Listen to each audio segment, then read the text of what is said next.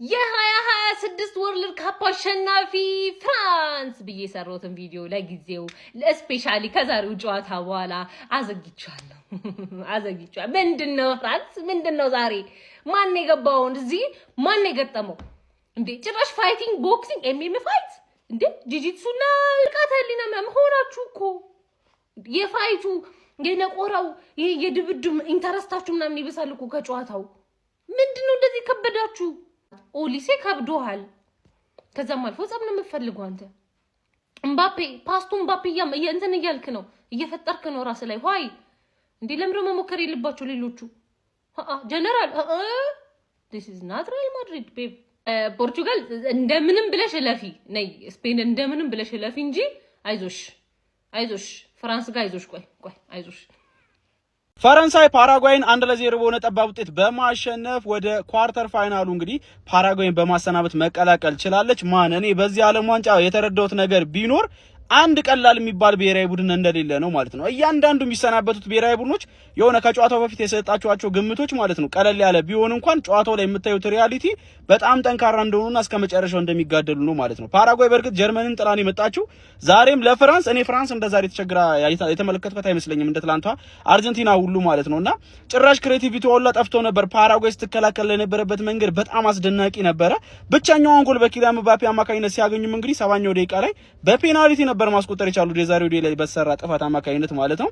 ከዛ ውጪ ግልጽ የሆነ የጎል ዕድል ለመፍጠር በጣም ተቸግራ ነበር ፍራንስ ጎሉን እስክታገኝ ድረስ ማለት ነው። ከዛ በኋላ ያው ብዙ የካውንተር አታክ ዕድሎችን አግኝታ ነበረ፣ ግን ከዛ በፊት በቃ ለማስከፈት በጣም ነበር ስትታገል የነበረው ማለት ነው። ኤኒዌይ ፍራንስ በኳርተር ፋይናሉ ሞሮኮን የምትገጥም ይሆናል። በጣም ያበደ ጌም ነው የምናየው። ገና ከወዲሁ ያጓጓኝ ጨዋታ ነው የሚሆነው ይሄ ጨዋታ ማለት ነው። ኪሊያን ምባፔም ከሊዮኔል አንድሬስ ሜሲ ጋር በ7 እኩል ጎል እንግዲህ የዚህ ዓለም ዋንጫ ቶፕ ስኮረርነትን አብሮ እየተፎካከረ ይገኛል ማለት ነው። ኤኒዌይ እናንተ ስለዚህ ጨዋታ ምትላላችሁ ሐሳባችሁን አጋሩኝ። የፕላስ ምልክቱ መጫ እንዳትረሱ እሺ።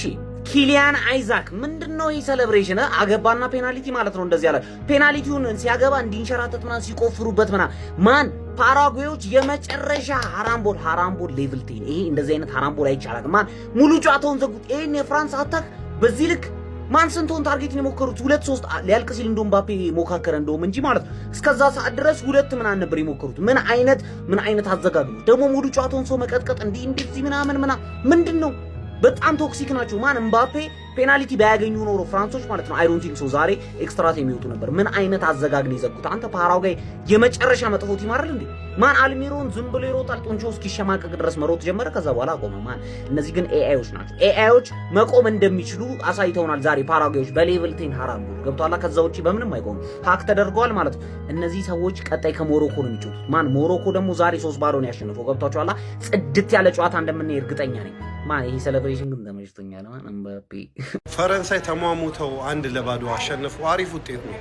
ዊን ኢዝ ዘ ዊን። በዚህ ሰዓት ላይ ምንም ጨዋታ ማሳመር ምናምን አያስፈልግም። ነገር ግን 1-0 አሪፍ ውጤት ነው ለፈረንሳይ። ቀጣይ ተጋጣሚያቸው ሞሮኮ ነው። ኪሊያን ምባፔ በወርልድ ካፕ ያገባቸውን ጎሎች እንግዲህ 6 አድርሷል። በኦል ታይም ወርልድ ካፕ ቶፕ ስኮረር ላይ ደግሞ ሁለተኛ ተቀምጧል በ19 ጎል። ዋናው ዊን ኢዝ ዘ ዊን። በቃ ጨዋታው ፓራጓዮች በፈለጉበት መንገድ ነው የሄደው። ዘግተውን የተጫወቱት ተከላክለው ነው በቃ አስቀያሚ አድርገውት ነበር የጨዋታው። ነገር ግን ለፈረንሳይ ዊን ኢዝ ዘ ዊን። ቀጣይ ገጣሚ ሞሮኮ ነው። ቀለል ያለ ጨዋታ አይሆንም። ያም ሞሮኮ ከባድ ቲም ነው። ፈረንሳይ ግን ያው ለማሸነፍ ሁሉ ነገር አላቸውና እናያለን። ምባፔ የሚገርም ተጫዋች የሚገርም ሞክሯል፣ ግን በረኛ አይደለም። አረ አርቴታ ማረን የምሬን ነው የምላችሁ። እንዲህ በስመ አብ ሃራምቦል እያልን እኮ አርሰናልን በዚህ ዓመት ወቀስ ነው። ምን አለው እንዲህ ሃራምቦል ትክክለኛ ስጋ ለብሶ አየነው እኮ ፓራጓይ የሃራምቦል ማስተር ፕሮ ማክስ አይደሉ እንዴ? በመድኃኒዓለም ለምን አይጫወቱም እግር ኳሱን? ተመልከቱ እዚህ ጋር ያለው ቁጥራዊ መረጃ ማለት ነው እንዴት አባቱ እንደሚያስጠላ የምሬን ነው።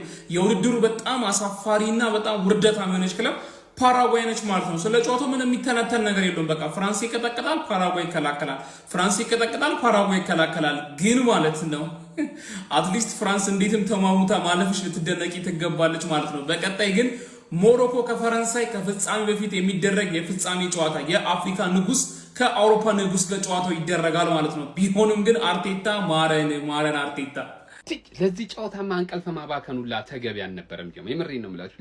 ቁጭ ብለን ጠዋት ስንነሳ ውጤቱን መስማት ወይ ማየት ያለብን አይነት ጨዋታ ነው ዛሬ ያዩት። ምንም ምን ያልጣመኝ ያልወደድኩት አይነት ጨዋታ ነው ይሄኛው ጨዋታ። ለምን እንደሆነ አላውቅም። እኔ የፈረንሳይ ጨዋታ ምንም ይሁን ማለት ነው ሊደብረኝ የሚችል አይነት ጨዋታ አልነበረም። በእርግጥ ፓራጓዮችም የተጫወቱት ጨዋታ እጅግ ከባድ ነው ጀምአው። ለማንኛውም 1-0 በሆነ ውጤት እንግዲህ ፍራንስ በማሸነፍ ወደ ቀጣዩ ዙር አልፋለች። ቀጣይ ከሞሮኮ ጋር የሞት ሽረት ትግል የምንመለከት ይሆናል። ማንዬ እኔ ለሞሮኮ በፍጹም ዝቅ ያለ ግምት ሊሰጣት የማይገባ ቡድን ነች። ማንዬ እጅግ በጉጉት ነው የሞሮኮን ጨዋታ የምጠብቀው የሚሆነው ጀማው። ለማንኛውም ፍራንስ 1-0 አሸንፋለች። የጎሉ ባለቤት በፔናልቲ እንግዲህ ኪሊያን ምባፔ ነው። አሁንም እንግዲህ የጎል ፉክክሩ ማለት ነው ከሜሲ ጋር አንገት ለአንገት ተናንቆ እየሄደ ያለ ተጫዋች ነው። እንደውም እኔ ዛሬ 2-3 ነገር አግብቶ ከሜሲ ላይ ደርሶ በለጥም ሊለው ይችላል ብዬ ገምቼ ነበር፣ ግን አልሆነም። በጣም ከብዷቸው ነበር። በእርግጥ ወደ መጨረሻው ጨዋታ አካባቢ ከባድ ኳሶችን አግኝቶ የፓራጓይ በረኛ በሚያስደንቅ መልኩ ደብል ሴቭ በማድረግ አድኖበታል። ለማንኛውም ስለ ጨዋታው ምን ትላላችሁ? ሀሳባችሁን አካፍሉኝ። ከዚህ ጨዋታ እንኳን እንቅልፍ ይሻል ነበረ። ሰላም እደሩ። አቤት ጥሌ ይህን ጨዋታ ያላያችሁ ሰዎች ማለት እድለኛ ናችሁ፣ አልገባችሁም። በእመቤቴ ምን እንደሆንኩ እንኳን ለፓራጓይ ይቋጠር ነበር መጀመሪያም። ከዛ በኋላ 60 ምናምን ደቂቃ ይደርሳል። ለዚህ ጨዋታና ኤክስትራ ሞት ነው። በቃ እንቅልፋችንን የሚታደገን ሰው ያስፈልጋል እያልኩ እምባፔ መጣና ምን አለ? ፎንሴሊዚ ይፎክሮሻ አለ። አሁን ግባና ተኛ አታስብን እያሉ አላለም።